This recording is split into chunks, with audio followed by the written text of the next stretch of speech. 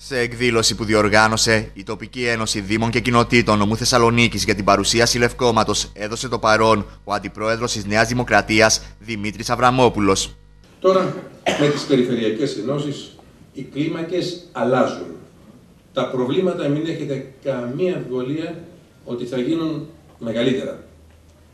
Είναι ωστόσο μια ενδιαφέρουσα πρόκληση οι περιφερειακές ενώσεις Δήμων που επιτρέπει να αντιμετωπιστούν τα προβλήματα πληρέστερα και ολοκληρωμένα. Με τις περιφερειακές ενώσεις που επέφερε ο Καλλικράτης, τα προβλήματα αυξάνονται, ωστόσο οι ενώσεις αυτές είναι και μια ενδιαφέρουσα πρόκληση, τόνισε ο Δημήτρης Αβραμόπουλος, αναφερόμενος στις οικονομικές δυσκολίες που αντιμετωπίζει το εγχείρημα του Καλλικράτη. Πολύ χρήσιμο για κάποιον που είναι στην κεντρική πολιτική σκηνή να έχει περάσει πριν από την αυτοδιοίκηση.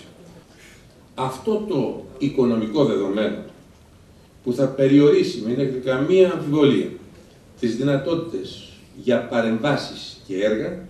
Ωστόσο, ο Αντιπρόεδρος της Νέας Δημοκρατίας τάχθηκε υπέρ μιας μεγάλης προσπάθειας για την αξιοποίηση νέων ιδεών και τη λήψη πρωτότυπων πρωτοβουλειών. Αξίζει να γίνει μια μεγάλη προσπάθεια κόντρα σε αυτά που σας λέω. Να κινητοποιηθεί η φαντασία, να υπάρξουν νέες ιδέες, να πάρθουν πρωτότυπες πρωτοβουλίες. Αυτό που μετράει είναι να παράγεται πολιτική, να παράγονται ιδέες, να δίνονται μάχες, να παρουσιάζεται πραγματικότητα και πάντοτε όλα αυτά κάτω από τρεις βασικές αρχές. Ειλικρίνεια, αλήθεια και διαφάνεια.